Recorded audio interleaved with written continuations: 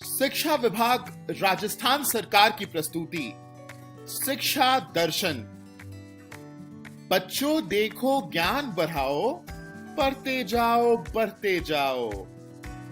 DD Rajasthan पर सोमवार से शनिवार क्लास 1 से क्लास 12 तक, क्लास 9th और 10th के लिए 12:30 से 1:30 बजे तक, क्लास 11-12 के लिए दोपहर 1:30 बजे से 2:30 बजे तक और क्लास 1 से 8 के लिए 3 बजे से 4:15 तक।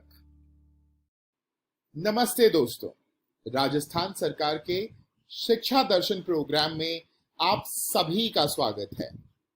आज के इस वीडियो में हम दूरदर्शन के माध्यम से क्लास 9 और क्लास 10 की पढ़ाई की शुरुआत करने जा रहे हैं। तो चलिए देखते हैं कि आज हम क्या पढ़ेंगे। क्लास 9 में हम विज्ञान विषय के पाठ गति और गणित विषय में संख्या पद्धति पाठ की शुरुआत करेंगे। वहीं क्लास 10th में गणित विषय में वास्तविक संख्या और विज्ञान विषय में रासायनिक अभिक्रिया की शुरुआत करेंगे। इन सभी वीडियो के साथ हम रोचक प्रश्नों को भी बनाएंगे और उनके जवाब भी देखेंगे। दोस्तों, आप सभी से उम्मीद है कि आपने अपनी कॉपी और कलम अपने साथ रखी होगी और सभी पाठ को पढ़ने के क्रम में जरूरी बातों को नोट भी करते जाएंगे। आइए शुरू करते हैं आज का एपिसोड। हेलो फ्रेंड्स, आज हम गति के बारे में पढ़ेंगे, जिसको हम मोशन भी कहते हैं। आप सभी गति के बारे में तो जानते ही होंगे। कहीं भी कोई काम हो रहा हो तो उसमें गति जरूर होती है। इसी चीज को हम विस्तार में जानेंगे और इस वीडियो में हम 3 चीजों की चर्चा करेंगे। तो आइए देखते हैं कि हम किन किन 3 चीजों पे चर्चा करने वाले हैं। सबसे पहले हम जानेंगे कि मोशन यानी कि गति होती क्या है। फिर हम जानेंगे मोशन इन स्ट्रेट लाइन यानी सीधी रेखा में गति। और अंत में हम डिस्टेंस एंड डिस्प्लेसमेंट यानी कि दूरी और विस्थापन के बारे में जानेंगे। तो चलिए शुरू करते हैं और जानते हैं गति के बारे में। अब ये मोशन क्या होता है? सीधे शब्दों में जाने तो अगर कोई ऑब्जेक्ट यानी कि कोई वस्तु मूव कर रहा है तो वो मोशन में है, और अगर वो एक जगह पर रुका हुआ है तो उसको हम कहेंगे कि वो रेस्ट पर है। अब आपके आसपास की वस्तुओं को देखिए और सोचिए कि वे रेस्ट में हैं या फिर मोशन में। देखिए, जैसे कि ये बच्चा स्कूल जा रहा है तो ये बच्चा मोशन में है। बच्चों, आपने कई बार पेड़ से पत्तों को गिरते हुए देखा होगा, वो भी मोशन ही कहलाएगा। यानी कि कोई भी वस्तु जो हिल रही हो मोशन में कहलाती है, और कोई भी वस्तु जो स्थिर अवस्था में हो वो रेस्ट में कहलाती है। अब हम मोशन इन स्ट्रेट लाइन को समझ लेते हैं। सीधे शब्दों में कहें तो अगर कोई वस्तु जैसे कि एक कार सीधी रोड पर चल रही है तो इस टाइप के मोशन को मोशन इन स्ट्रेट लाइन कहते हैं। इसलिए जब किसी वस्तु की स्थिति संदर्भ या समय के फ्रेम के संबंध में बदलती है तब हम उसे गति में कहते हैं। उदाहरण के लिए, जब हम ट्रेन में बैठे होते हैं तो ट्रेन के संदर्भ में तो हम स्थिर अवस्था में होते हैं, लेकिन जमीन के संदर्भ में हम गति में होते हैं। यानी कि अगर हम चलते ट्रेन में ही हैं तो ट्रेन में बैठा आदमी हमें स्थिर दिखेगा, लेकिन अगर हम जमीन पर खड़े हैं तो चलते ट्रेन में बैठा आदमी हमें गति में दिखेगा। आइए अब हम बात कर लेते हैं कि दूरी और विस्थापन यानी कि डिस्टेंस और डिस्प्लेसमेंट क्या होता है। अब जरा यहां देखिए, ये बस एक जगह ए से चलकर अपनी दूसरी जगह बी पर जा रही है। अब ये अपने रास्ते में कई बार अपनी दिशा बदल रही है। तो जो लंबाई बस ने अपनी इस रास्ते में कवर की उसे हम डिस्टेंस यानी कि दूरी कहेंगे। अब मान लेते हैं कि ये बस एक दूसरे रोड से जा रही है जो कि डेस्टिनेशन ए से बी तक सबसे छोटी दूरी में पहुंचेगी। अब ये स्ट्रेट रोड ए और बी के बीच में, जिसमें कि एक दिशा में वस्तु मूव कर रहा हो और वो भी सबसे छोटी दूरी में, तो उसे हम डिस्प्लेसमेंट यानी कि विस्थापन कहेंगे। चलिए एक और उदाहरण देखते हैं। मान लीजिए कि आप अपने घर से सुबह चलते हैं अपने स्कूल के लिए, जो कि 4 किलोमीटर दूरी पर है, लेकिन स्कूल पहुंचने के लिए आपको काफी घूम के जाना पड़ता है और वो रास्ता 7 किलोमीटर का पड़ जाता है। तो जरा सोचिए और बताइए कि आपके घर से स्कूल तक की दूरी कितनी होगी और घर से स्कूल तक का विस्थापन क्या होगा। ये सवाल आप लोग नोट कर लीजिए और घर से सोच के आइएगा। हम इस जवाब की चर्चा अगली वीडियो में करेंगे। तो आज की इस वीडियो में हमने motion in a straight line, distance and displacement को पढ़ा। आशा करता हूं आपको यह सब समझ में आया होगा। तो मिलते हैं अगली वीडियो में। धन्यवाद।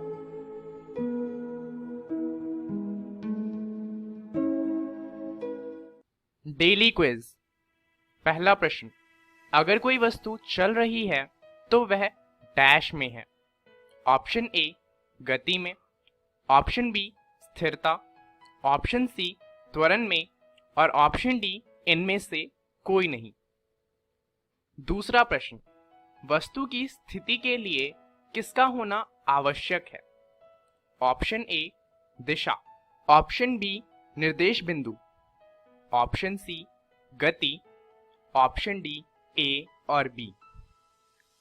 प्रश्न 3, निर्देश बिंदु को और क्या कहा जाता है। ऑप्शन ए मूल बिंदु, ऑप्शन बी शुरुआती बिंदु, ऑप्शन सी स्थिति बिंदु, ऑप्शन डी इनमें से कोई नहीं। चौथा प्रश्न, इनमें से कौन सा गति का उदाहरण नहीं है। ऑप्शन ए चलती हुई कार, ऑप्शन बी पृथ्वी, ऑप्शन सी दीवार, ऑप्शन डी दीवार के कण। प्रश्न 5, वस्तु की स्थिति किसी वस्तु का डैश दर्शाती है। ऑप्शन ए दिशा, ऑप्शन बी निर्देश बिंदु, ऑप्शन सी स्थान, ऑप्शन डी इनमें से कोई नहीं। सही उत्तर क्वेश्चन 1 का ए, क्वेश्चन 2 का डी, क्वेश्चन 3 का ए, क्वेश्चन 4 सी, क्वेश्चन 5 सी। नमस्कार दोस्तों, इस वीडियो को शुरू करने से पहले हम पिछली वीडियो में पूछे गए सवाल पर चर्चा करते हैं। पिछली वीडियो में आपसे क्या प्रश्न पूछा गया था कि आप अपने घर से सुबह चलते हैं अपने स्कूल के लिए, जो कि 4 किलोमीटर दूर है, लेकिन आप स्कूल उस रास्ते से नहीं जा सकते और आपको घूम कर जाना पड़ता है, जो कि 7 किलोमीटर का पड़ता है। तो इसमें आपके घर से स्कूल तक की दूरी कितनी होगी और घर से स्कूल तक का विस्थापन क्या होगा। इसका उत्तर है कि घर से स्कूल तक की दूरी होगी 7 किलोमीटर और विस्थापन होगा 4 किलोमीटर। आज की वीडियो में हम जानेंगे कि यूनिट यानी कि मात्रा क्या होता है। इसके बाद हम एसआई यूनिट के बारे में पढ़ेंगे। फिर हम अदिश राशि यानी कि स्केलर क्वांटिटी और सदिश राशि यानी जिसे हम इंग्लिश में वेक्टर क्वांटिटी कहते हैं, इनको समझेंगे। तो चलिए शुरू करते हैं और जानते हैं कि यूनिट क्या होता है। तो दोस्तों, यूनिट किसी भी मात्रा का मानक माप होता है। जैसे कि वेट को मापने के लिए हम आम तौर पर किलोग्राम यूनिट का प्रयोग करते हैं। टाइम को मापने के लिए हम घंटे, मिनट्स, सेकंड्स का इस्तेमाल करते हैं और लंबाई मापने के लिए हम मीटर, किलोमीटर आदि का इस्तेमाल करते हैं। अब दोस्तों, हमें पता है कि इंडिया में केजी का इस्तेमाल किया जाता है भार को मापने के लिए, पर क्या हर जगह केजी का इस्तेमाल होता है? नहीं। जैसे कि यूनाइटेड किंगडम में हम केजी का प्रयोग नहीं करते हैं भार मापने के लिए, वहाँ हम पाउंड्स का प्रयोग करते हैं। और पाउंड्स भी एक प्रकार का मात्रक है, यानी कि यूनिट है। तो अब यहाँ से सवाल आता है कि केजी का प्रयोग किया जाए या पाउंड्स का प्रयोग किया जाए।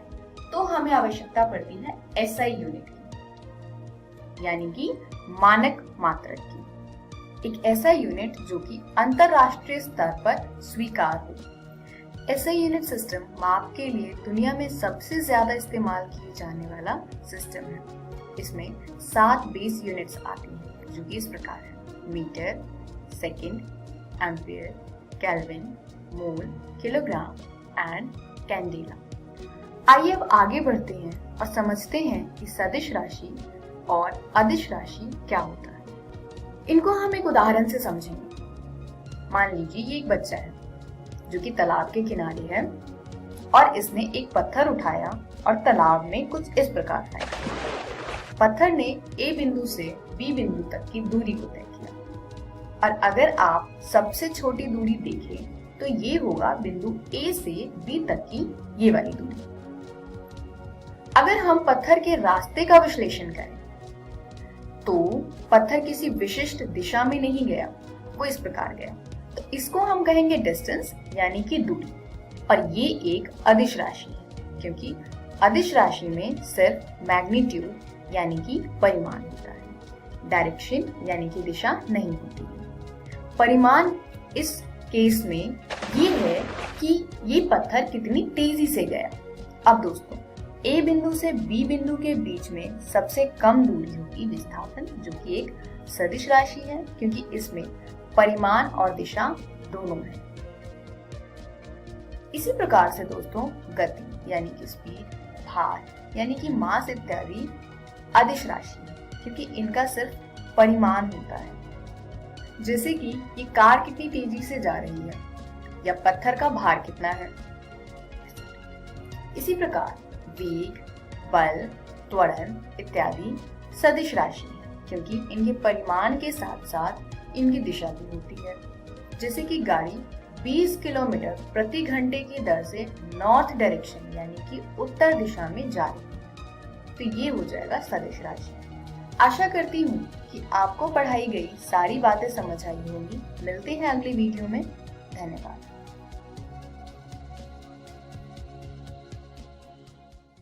Daily quiz. क्वेश्चन 1, निम्न में से कौन सा सदिश मात्रक है? ऑप्शन ए बल, ऑप्शन बी तापमान, ऑप्शन सी द्रव्यमान, ऑप्शन डी इनमें से कोई नहीं। क्वेश्चन नंबर 2, वस्तु की स्थिति एक डैश मात्रक है। ऑप्शन ए अदिश, ऑप्शन बी सदिश, ऑप्शन सी वस्तु के स्थान का, ऑप्शन डी इनमें से कोई नहीं। क्वेश्चन नंबर 3, लंबाई का एसआई मात्रक क्या है? Option A kilogram, option B kilometre, option C metre, option D second. Question number 4, द्रव्यमान का एसआई मात्रक क्या है? Option A kilogram, option B gram, option C tonne, option D metre. Question number 5, प्रारंभिक व अंतिम स्थिति के बीच की न्यूनतम दूरी को वस्तु का डैश कहते हैं। ऑप्शन ए दूरी, ऑप्शन बी गति, ऑप्शन सी विस्थापन, ऑप्शन डी वेग। सही उत्तर 1A, 2B, 3C, 4A, 5C। नमस्कार दोस्तों, आज हम कक्षा 9वीं की गणित का पाठ संख्या पद्धति भाग 1 पढ़ने वाले हैं।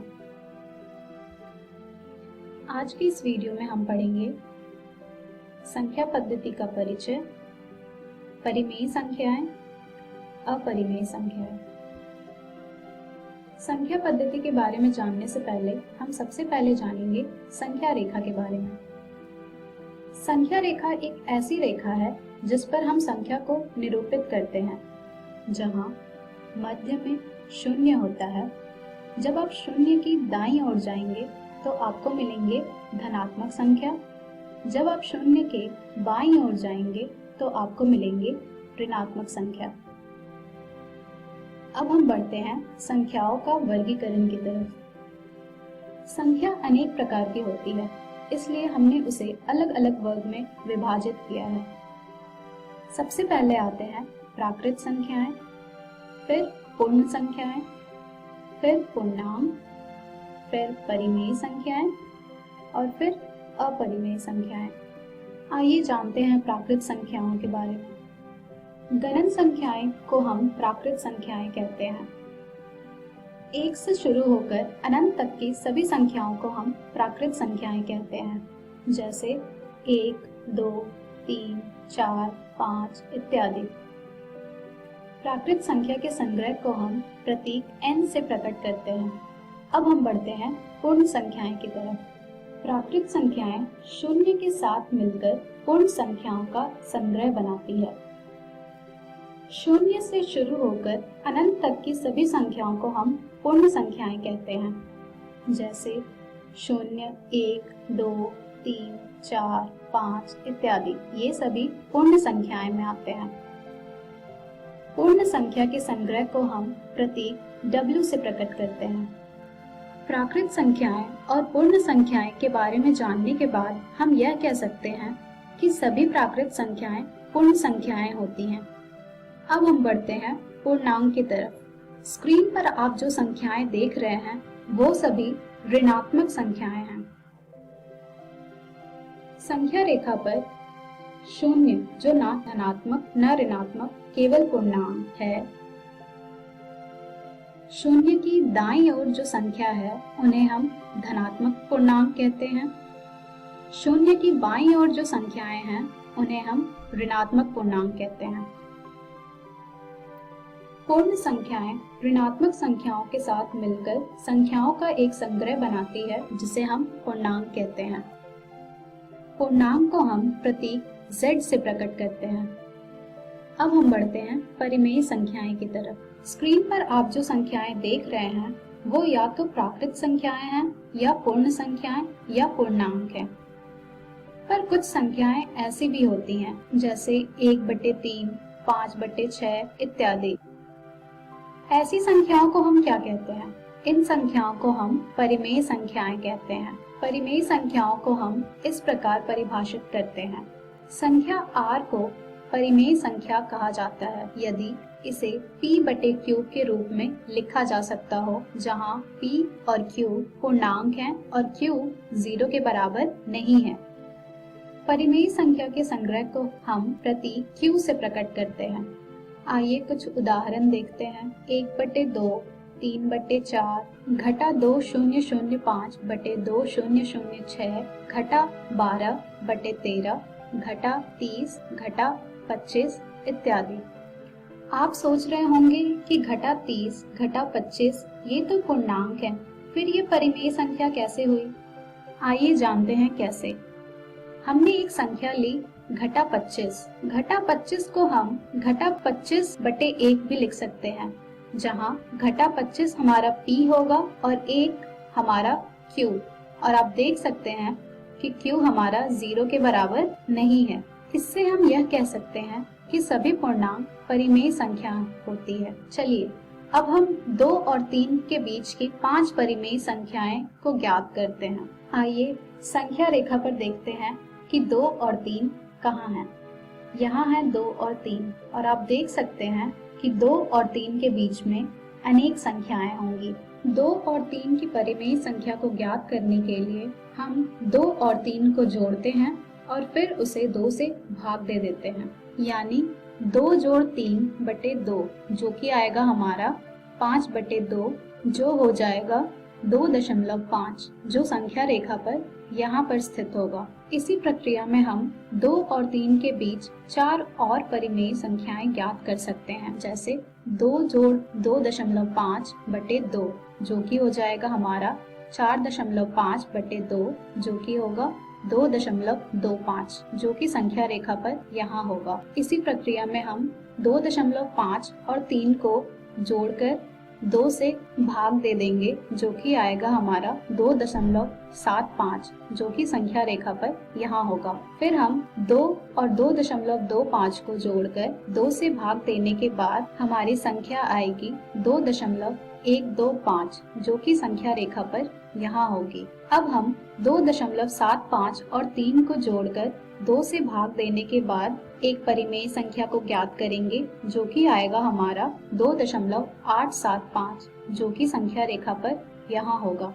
इससे हमने यह अनुभव किया कि किन्हीं दो दी हुई परिमेय संख्याओं के बीच अपरिमित रूप से अनेक परिमेय संख्याएं होती हैं। अब हम बढ़ते हैं अपरिमेय संख्याएं की तरफ। अपरिमेय संख्याएं की परिभाषा कुछ इस प्रकार है। संख्या r को अपरिमेय संख्या कहा जाता है यदि इसे p/q के रूप में ना लिखा जा सकता हो, जहां p और q पूर्णांक है और q 0 के बराबर नहीं है। आइए कुछ उदाहरण देखते हैं। वर्गमूल 2, वर्गमूल 3, वर्गमूल 15, पाई 0.1011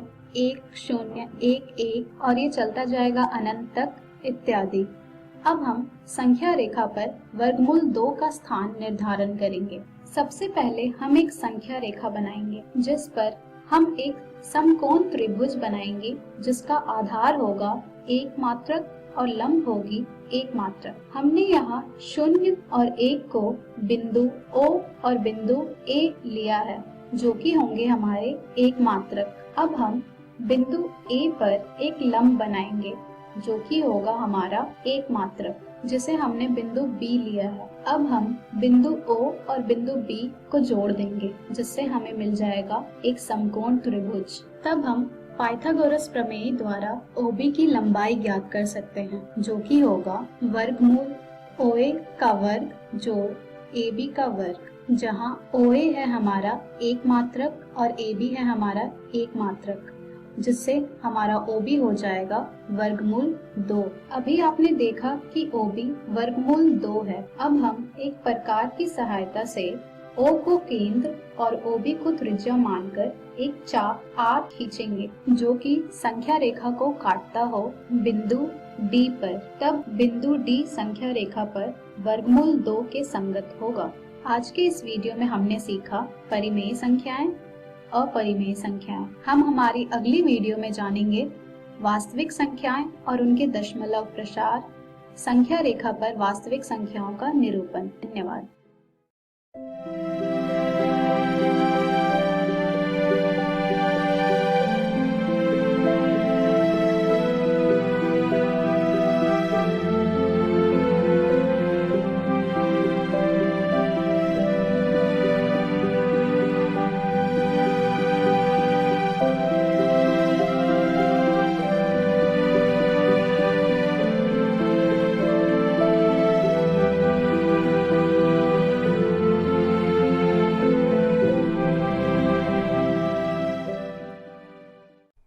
नमस्कार दोस्तों, आज हम पाठ संख्या पद्धति का भाग 2 पढ़ने वाले हैं।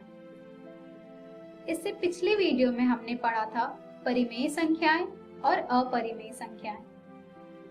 आज के इस वीडियो में हम पढ़ेंगे वास्तविक संख्याएं और उनके दशमलव प्रसार, संख्या रेखा पर वास्तविक संख्याओं का निरूपण।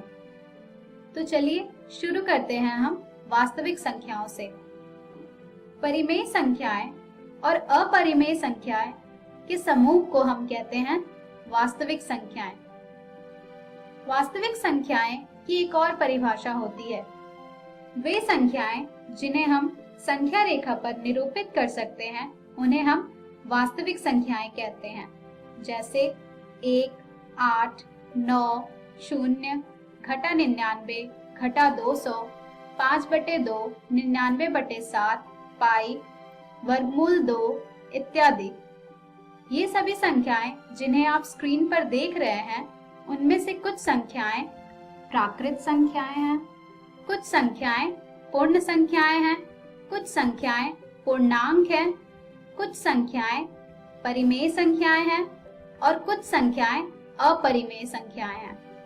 यानी हम संख्या रेखा पर प्राकृत संख्याएं, पूर्ण संख्याएं, पूर्णांक, परिमेय संख्याएं अपरिमेय संख्याएं, इन सब को निरूपित कर सकते हैं। और ये सभी क्या होंगे? वास्तविक संख्याएं। अब हम बढ़ते हैं वास्तविक संख्याओं के दशमलव प्रसार की तरफ। जब आप वास्तविक संख्याओं का दशमलव प्रसार करोगे विभाजन विधि से, तो आपको दो प्रकार की स्थिति मिलेगी। पहली स्थिति है जब आपका शेष शून्य हो जाता है।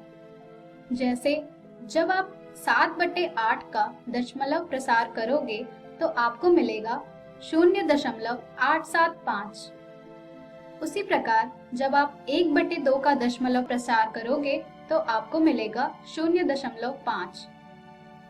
उसी प्रकार जब आप 639/250 का दशमलव प्रसार करेंगे तो आपको मिलेगा 2.556 इत्यादि। यानी ऐसी बहुत सारी वास्तविक संख्याएं हैं जिनका जब हम दशमलव प्रसार करेंगे तो हमें कुछ परिमित चरणों के बाद उनका शेष शून्य मिलेगा। ऐसे दशमलव प्रसार को हम कहते हैं शांत दशमलव प्रसार। अब हम बढ़ते हैं हमारी दूसरी स्थिति की तरफ, जहां हमारा शेष कभी शून्य नहीं होगा। शेष शून्य ना होने की भी दो स्थिति है। पहली स्थिति है जब हमें भागफल में अंकों का एक पुनरावृत्ति खंड प्राप्त होता है, जैसे 1/3। जब आप 1/3 का दशमलव प्रसार करोगे तो आपको मिलेगा 0.333 एंड सो ऑन। उसी प्रकार 1/7 का जब आप दशमलव प्रसार करेंगे तो आपको मिलेगा 0.142857, 142857 एंड सो ऑन। इस तरह के दशमलव प्रसार में आप देख रहे हैं कि अंकों का एक पुनरावृत्ति खंड प्राप्त हो रहा है, जिसे हम पुनरावृत्ति अंक पर दंड से प्रकट करते हैं। जैसे 0.333 एंड सो ऑन को हम दिखाते हैं 0.3 दंड से। उसी प्रकार 0.142857, 142857 एंड सो ऑन को हम 0.142857 पर दंड से प्रकट करते हैं। अर्थात ऐसे दशमलव प्रसार को हम कहते हैं अशांत आवर्ती। अब हम बढ़ते हैं शेष शून्य ना होने की दूसरी स्थिति की तरफ, जहां भागफल में ना तो अंकों की पुनरावृत्ति होती है और ना ही यह कभी समाप्त होता है। जैसे वर्गमूल 2। जब आप वर्गमूल 2 का दशमलव प्रसार करेंगे तो आपको 1.41421 एंड सो ऑन मिलता जाएगा। उसी प्रकार पाई का दशमलव प्रसार होगा 3.1415 एंड सो ऑन। वर्गमूल 2 और पाई के कुछ चरणों के दशमलव प्रसार आपको स्क्रीन पर दिख रहे होंगे। ऐसे दशमलव प्रसार को हम कहते हैं अशांत अनावर्ती। आइए अब जानते हैं कि किन दशमलव प्रसार से हमें परिमेय संख्याएं मिलेंगी और किन दशमलव प्रसार से हमें अपरिमेय संख्याएं मिलेंगी। शांत दशमलव प्रसार से और अशांत आवर्ती से हमें परिमेय संख्याएं मिलेंगी और अशांत अनावर्ती से हमें अपरिमेय संख्याएं मिलेंगी। चलिए कुछ उदाहरण से इस तथ्य को सिद्ध करते हैं। यहाँ पर हमें 3.142678 को यह दिखाना है कि ये एक परिमेय संख्या है। आप देख रहे हैं कि 3.142678 एक शांत दशमलव प्रसार है और हम 3.142678 को लिख सकते हैं 3142678 बटे 1000000, जहाँ 3142678 हो जाएगा हमारा P और 1000000 होगा हमारा Q। और आप देख रहे हैं कि Q हमारा 0 के बराबर नहीं है। इससे हमने यह ज्ञात किया कि 3.142678 एक परिमेय संख्या है। आइए बढ़ते हैं दूसरे उदाहरण की तरफ, जहां हमें दिखाना है कि 0.333 एंड सो ऑन, जो कि हो जाएगा 0.3 दंड, एक परिमेय संख्या है। क्योंकि हम नहीं जानते कि 0.3 दंड क्या है, इसलिए हम इसे x मान लेते हैं, तब x हो जाएगा हमारा 0.333 एंड सो ऑन। क्योंकि यहाँ पर एक अंक की पुनरावृत्ति हो रही है, इसलिए हम 10 से दोनों तरफ गुणा करेंगे, तो हमें मिलेगा 10x बराबर 10 गुणे 0.333 एंड सो ऑन, जो कि हो जाएगा 3.333 and so on. 3.333 and so on को हम लिख सकते हैं 3 जोड़ 0.333 एंड सो ऑन। फिर हम 3 जोड़ 0.333 एंड सो ऑन को लिख सकते हैं 3 जोड़ x, तब हमें मिलेगा 10x बराबर 3 जोड़ x। x के लिए हल करने पर हमें मिलेगा 9x बराबर 3, जिससे x हो जाएगा हमारा 1/3, जो कि एक परिमेय संख्या है। इससे हमने यह सिद्ध कर लिया कि 0.333 एंड सो ऑन एक परिमेय संख्या है। अब हम 1/7 और 2/7 के बीच की एक अपरिमेय संख्या ज्ञात करेंगे। जब हम 1/7 का दशमलव प्रसार करेंगे तो हमें मिलेगा 0.142857 दंड, और जब हम 2/7 का दशमलव प्रसार करेंगे तो हमें मिलेगा 0.285714 दंड।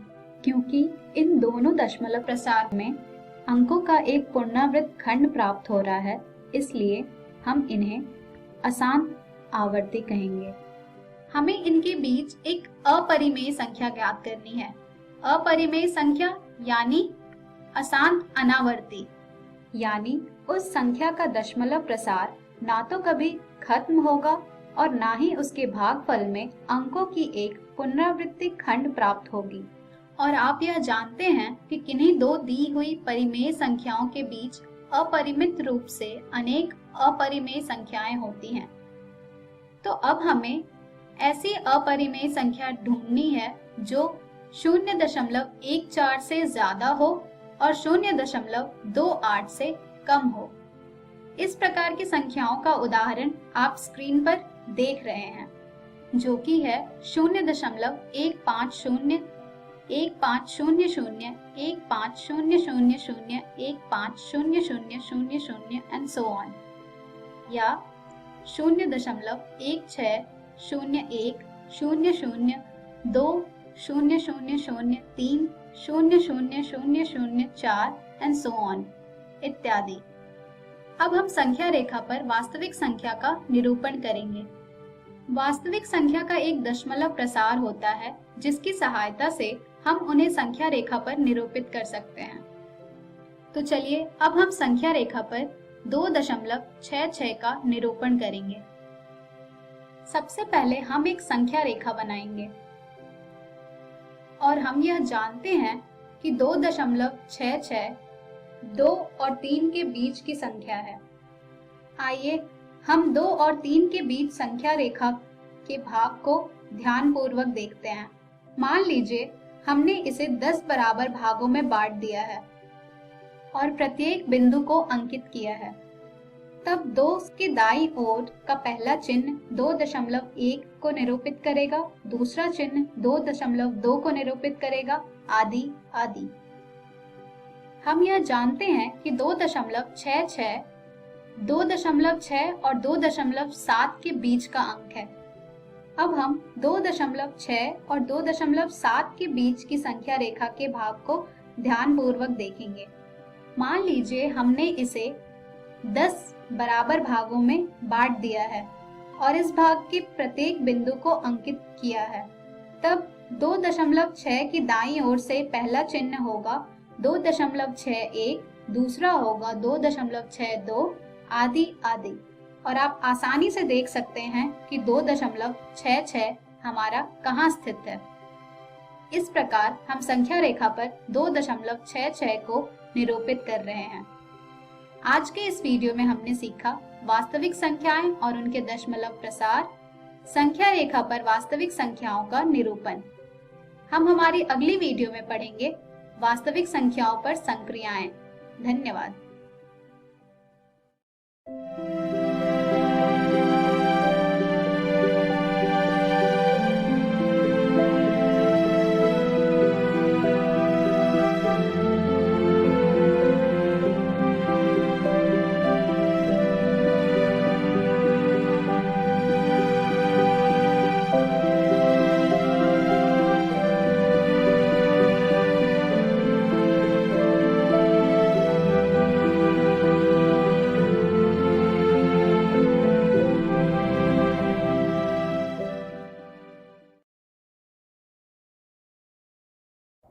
नमस्कार दोस्तों, आज की इस वीडियो में हम पढ़ेंगे वास्तविक संख्याएं, जिसको इंग्लिश में रियल नंबर्स कहते हैं।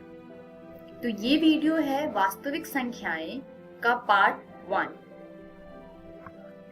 चलिए देखते हैं पार्ट 1 में हम क्या पढ़ेंगे। यूक्लिड विभाजन प्रमेयिका। चलिए थ्योरम देखते हैं एक यूक्लिड विभाजन प्रमेयिका का। प्रमेय 1.1 यूक्लिड विभाजन प्रमेयिका। दो धनात्मक पूर्णांक a और b दिए रहने पर ऐसी अद्वितीय पूर्ण संख्याएं q और r विद्यमान है कि a बराबर bq जमा r हो, जहां पर r 0 से बड़ा या बराबर है तथा r b से छोटा है। इसका अर्थ है कि कोई भी दो पूर्णांक दिया हो, धनात्मक पूर्णांक, तो हम ऐसी दो संख्याएं निकाल सकते हैं q और r, जिससे a बराबर bq जमा r एक जो समीकरण है वो सेटिस्फाई करेगा, और r जो है, r यहाँ पर शेषफल दर्शाता है। r 0 से बड़ा होगा या बराबर होगा और r b से छोटा होगा। यूक्लिड विभाजन एल्गोरिथम दो धनात्मक पूर्णांकों का HCF परिकलित करने की एक तकनीक है। यानी HCF निकालने के लिए हम यूक्लिड विभाजन एल्गोरिथम का प्रयोग करते हैं। आपको याद होगा कि दो धनात्मक पूर्णांक a और b का HCF सबसे बड़ा धनात्मक पूर्णांक d है, जो a और b दोनों को विभाजित करता है। मतलब HCF, जिसको हम इंग्लिश में हाईएस्ट कॉमन फैक्टर कहते हैं, वो दो संख्याओं का वो सबसे बड़ा धनात्मक पूर्णांक होता है जो दोनों ही संख्याओं को पूर्ण रूप से विभाजित करता है। दो धनात्मक पूर्णांकों, मान लीजिए c और d, जहां c d से बड़ा है, का HCF प्राप्त करने के लिए नीचे दिए हुए चरणों का अनुसरण कीजिए। यानी ये वो सारे स्टेप्स हैं, वो चरण हैं जिनका हम प्रयोग करते हैं दो धनात्मक पूर्णांकों का HCF निकालने के लिए। स्टेप 1, c और d के लिए यूक्लिड विभाजन प्रमेयिका का प्रयोग कीजिए। इसीलिए हम इससे q और r ज्ञात कर सकते हैं कि c बराबर dq जमा r हो, जहां c दोनों संख्याओं में से बड़ी संख्या है, बराबर d छोटी संख्या, q भाजक जमा r शेषफल। जो शेषफल है वो 0 से बड़ा या बराबर होगा तथा ये शेषफल d से छोटा होगा। चरण 2 यानी स्टेप 2, यदि r 0 के बराबर, यहाँ पे हमारे पास दो केसेस आते हैं, या r 0 के बराबर होगा या r 0 से बड़ा होगा। तो यदि r 0 के बराबर है तब d पूर्णांकों c और d का HCF है और यहीं पे हमारा हल प्राप्त हो जाएगा। दूसरा केस, यदि r 0 के बराबर नहीं है तो d और r के लिए यूक्लिड विभाजन प्रमेयिका का फिर से प्रयोग कीजिए। स्टेप 3, इस प्रक्रिया को तब तक जारी रखिए जब तक शेषफल 0 ना प्राप्त हो जाए। इसी स्थिति में प्राप्त भाजक ही वांछित HCF होगा। चलिए एक प्रश्न देखते हैं। 4052 और 12576 का HCF यूक्लिड विभाजन एल्गोरिथम का प्रयोग करके ज्ञात कीजिए। हल।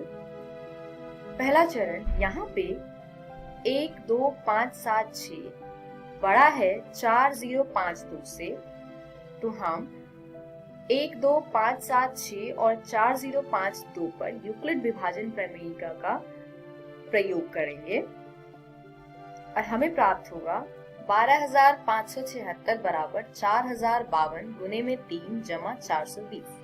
चलिए देखते हैं ये हमने कैसे प्राप्त किया। भाग का साइन बनाएंगे। जो इन दोनों में से बड़ी संख्या है उसको भाज्य के रूप में लिखेंगे तथा जो छोटी संख्या है उसको भाजक की जगह लिखेंगे और इसको भाग देंगे।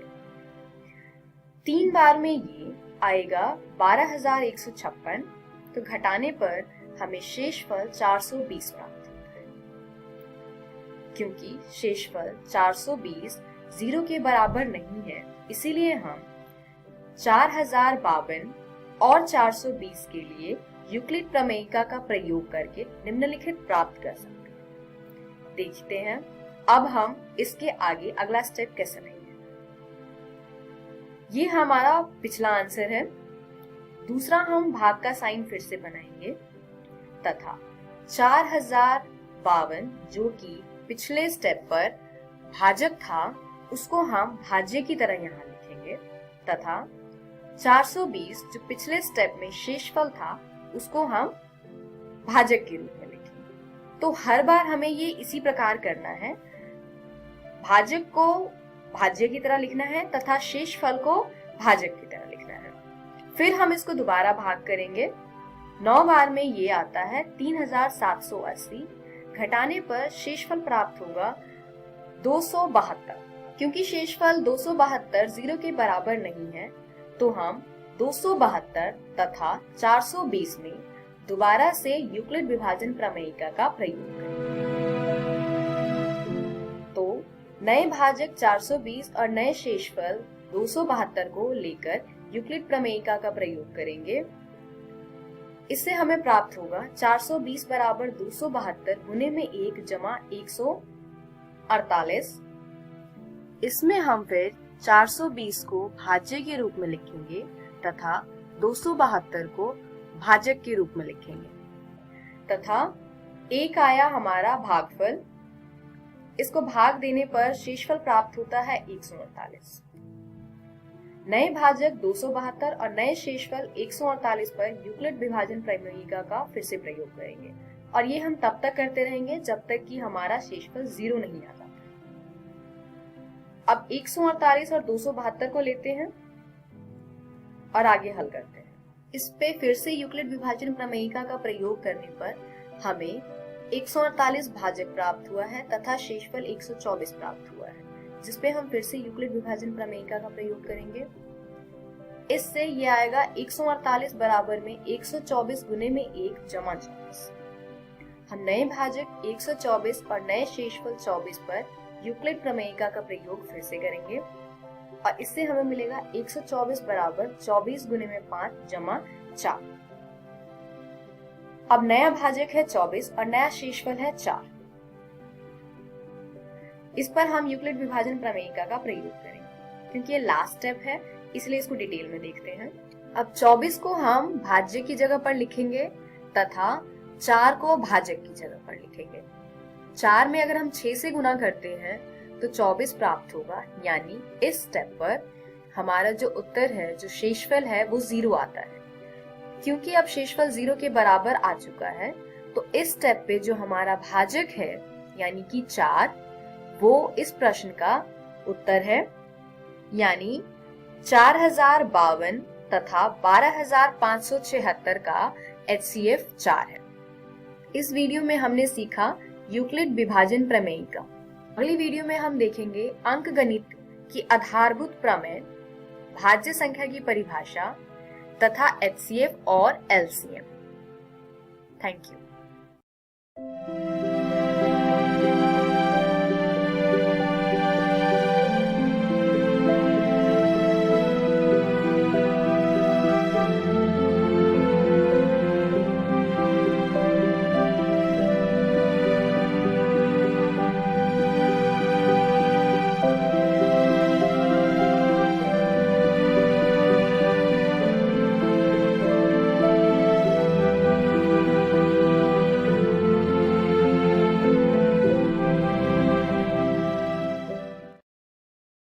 नमस्कार दोस्तों, आज जो हम अध्याय करने जा रहे हैं उसका नाम है रासायनिक अभिक्रियाएं एवं समीकरण। तो चलिए जानते हैं कि इस अध्याय के पहले भाग में हम क्या क्या जानने वाले हैं।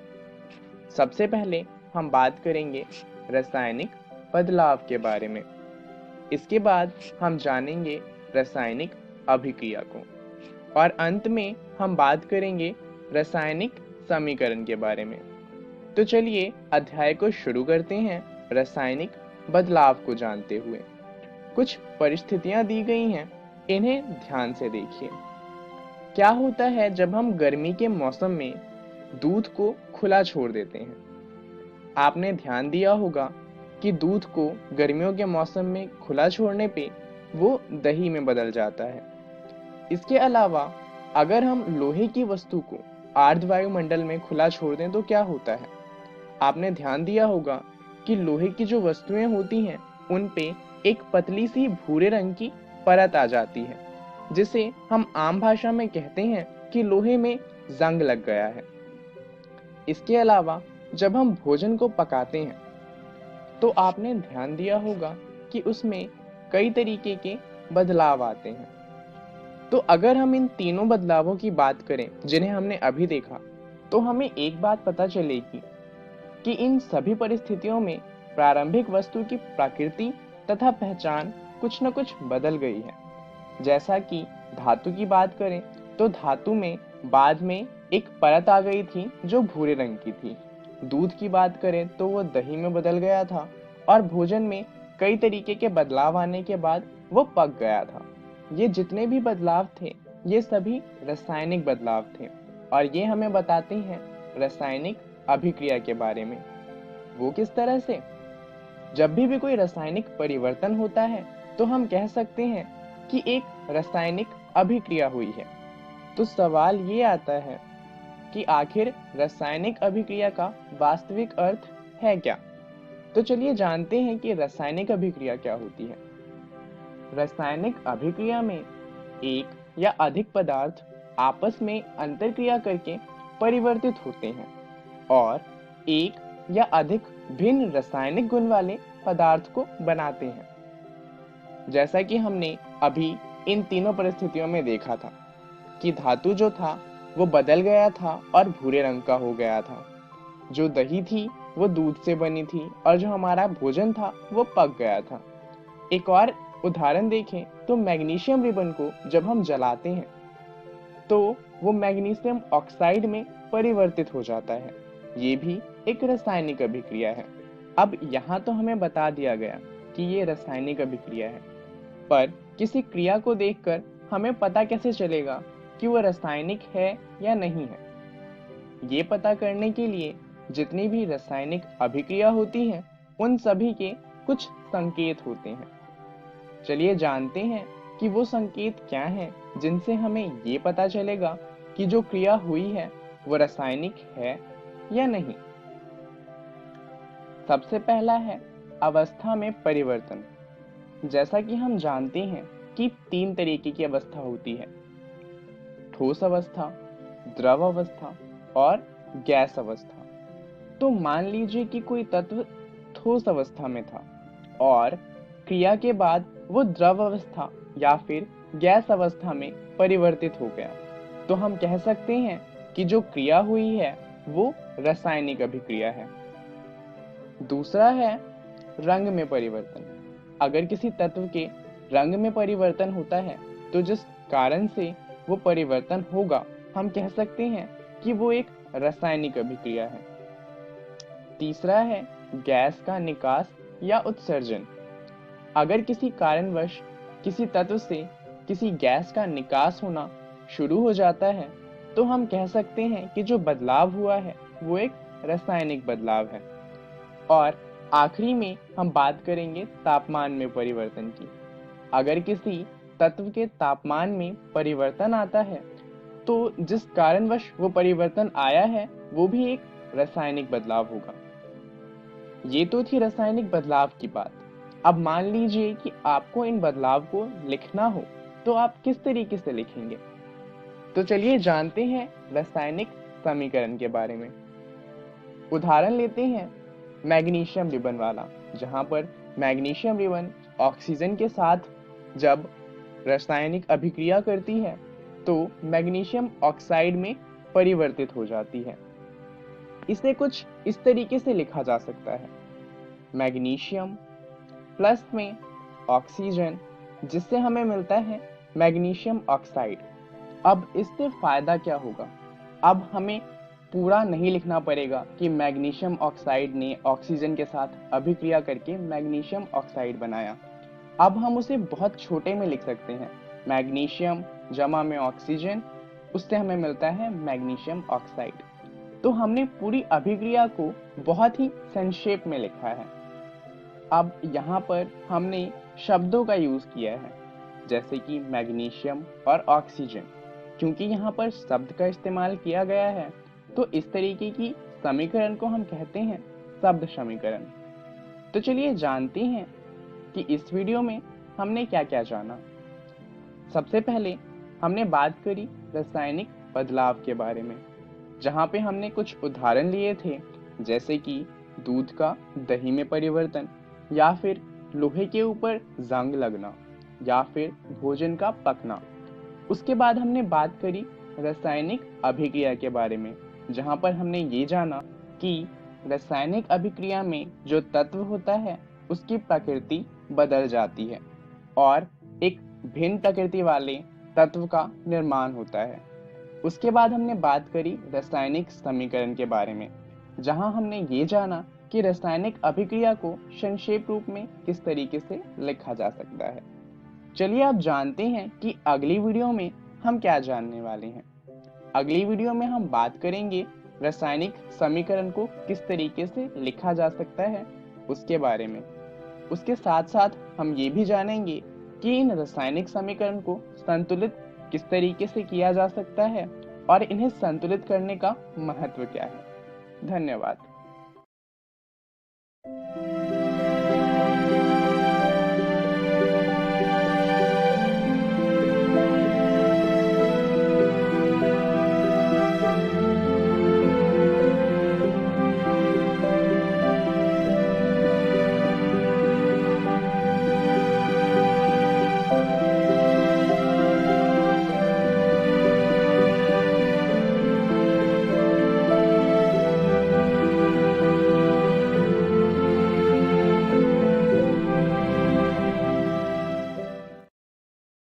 हेलो दोस्तों, आज हम लोग बेलन के बारे में पढ़ने जा रहे हैं, जिसे हम इंग्लिश में सिलेंडर बोलते हैं। अब आप लोग सोच रहे होंगे कि ये बेलन होता क्या है। तो दोस्तों, आप सभी ने पानी की बोतल देखी होगी और आपके घर में खाना पकाने वाला जो गैस का सिलेंडर है वो देखा होगा और उस आकार की काफी सारी चीजें देखी होंगी। ये सभी बेलन आकार की होती है। तो चलिए आज की इस वीडियो में हम बेलन के बारे में कुछ चीजों को जानेंगे। दोस्तों, इस बेलन को देखिए, जिसकी ऊंचाई h है और ऊपरी और निचली पृष्ठ वृत्ताकार है। चलिए अभी इन वृत्त को साइड में रखते हैं, अलग रखते हैं। ये जो हिस्सा बच गया है इस बेलन का, इसको हम वक्र पृष्ठ कहते हैं। तो इस वक्र पृष्ठ के अगर हम इस लंबाई को देखेंगे तो आप बता सकते हैं क्या कि ये क्या है। ये उस वृत्त की परिधि है जिसका मान 2 पाई r होता है। अब अगर हम इस वक्र पृष्ठ को इस प्रकार काटते हैं और इसे खोलते हैं तो ये किस आकार का हो गया? जी हां, ये एक आयत है और इस आयत की लंबाई क्या होगी? जो उस वृत्त की परिधि थी, यानी 2 पाई r, और इसकी चौड़ाई क्या होगी? जो उस बेलन की ऊंचाई थी, जी हां, h। तो किसी भी आयत का क्षेत्रफल क्या होता है? किसी भी आयत का क्षेत्रफल होता है उसकी लंबाई गुने में उसकी चौड़ाई, यानी L इंटू बी। तो यहाँ पे इसकी लंबाई जो है वो है 2 पाई r और इसकी जो चौड़ाई है वो है h, यानी कि उस बेलन की ऊंचाई। तो अगर हम इसका क्षेत्रफल निकालते हैं तो वो निकल के आता है लंबाई गुने में चौड़ाई, जो हमें बताता है 2 पाई r गुने में h। तो ये जो 2 पाई r गुने में h निकल के आया है, ये उस बेलन का पृष्ठीय क्षेत्रफल है। अब चलिए दोस्तों, हम इस बेलन का कुल पृष्ठीय क्षेत्रफल निकालते हैं। तो कुल पृष्ठीय क्षेत्रफल निकालने के लिए हमें पहले इन दोनों वृत्तों को भी यहां लाना होगा। अब दोस्तों, आप लोग बता सकते हैं क्या कि इस वृत्त का जिसकी त्रिज्या r है उसका क्षेत्रफल क्या होगा? तो किसी भी वृत्त का जिसकी त्रिज्या r हो उसका क्षेत्रफल होता है पाई गुने में r का वर्ग। तो अब यहां पे अगर हम इस बेलन को देखें तो इस बेलन में 3 चीजें हैं हमारे पास। एक ऊपरी पृष्ठ जो एक वृत्त है, निचली पृष्ठ जो एक वृत्त है और बीच का आकार। तो बीच के आकार का पृष्ठीय क्षेत्रफल अभी हमने निकाला है, जो है 2πr गुने में h, और ऊपरी और निचली पृष्ठ का त्रिज्या है r। तो इसका क्षेत्रफल हमें पता है कि पाई गुने में r का वर्ग होगा। तो अब चलिए, अब अगर हम इसका कुल पृष्ठीय क्षेत्रफल निकालें तो हम दोनों वृत्तों के क्षेत्रफल को और जो पृष्ठीय क्षेत्रफल हमने निकाला था, तीनों को अगर हम जोड़ दें तो वो एक बेलन बन जाता है। तो वो हमें दे देगा उस बेलन का कुल पृष्ठीय क्षेत्रफल। तो दोस्तों, वृत्त का जो क्षेत्रफल हमें निकल के आया वो है पाई गुने में r का वर्ग, जो बीच का हिस्सा जो कि पृष्ठीय क्षेत्रफल था वो है 2πr गुने में h, और नीचे वाला पृष्ठ जो कि फिर से एक वृत्त है जो कि है पाई गुने में r का वर्ग। अब अगर हम तीनों को जोड़ें तो हमें निकल के आएगा 2πr गुने में h प्लस 2πr का वर्ग। अब अगर हम इसमें से 2πr को उभयनिष्ठ कर दें तो हमें ब्रैकेट में बचेगा r प्लस h, यानी किसी भी बेलन का कुल पृष्ठीय क्षेत्रफल हमें जो निकल के आएगा वो आएगा 2πr गुने में r प्लस h। आशा करता हूं आप लोगों को बेलन के बारे में समझ आया होगा, और आप लोग अब जो भी चीज देखेंगे बेलन के आकार की, उसके बारे में आप और जान सकेंगे, या फिर उसकी अगर आपको ऊंचाई और वृत्त का त्रिज्या पता हो तो आप उसका कुल पृष्ठीय क्षेत्रफल या फिर पृष्ठीय क्षेत्रफल निकाल सकते हैं। मिलते हैं अगली वीडियो में कुछ और रोचक विषय के साथ।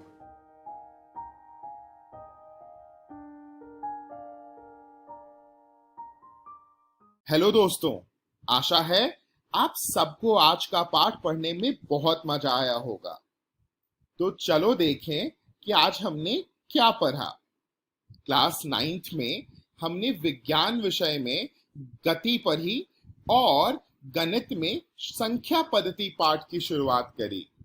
वहीं क्लास 10th में गणित में वास्तविक संख्या पढ़ा और विज्ञान में रासायनिक अभिक्रिया पाठ की शुरुआत करी। इन सब में हमने रोचक प्रश्न भी बनाए। अब देखते हैं दोस्तों कि हम कल क्या पढ़ेंगे। दोस्तों, कल कक्षा 9 में हम गणित में संख्या पद्धति के भाग 2 को पढ़ेंगे और सामाजिक विज्ञान में फ्रांसीसी क्रांति की शुरुआत करेंगे।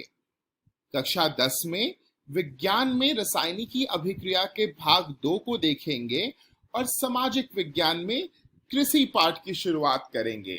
जरूरी सूचना, आज का प्रसारित एपिसोड का पुनः प्रसारण YouTube पे किया जाएगा। आप शिक्षा दर्शन DD राजस्थान सर्च करके इस तक पहुंच सकते हैं। धन्यवाद। इस प्रसारण से संबंधित सुझाव और अपने प्रश्न इत्यादि आप हमें इस ईमेल एड्रेस पे भेज सकते हैं, शिक्षा दर्शन राजस्थान @gmail.com।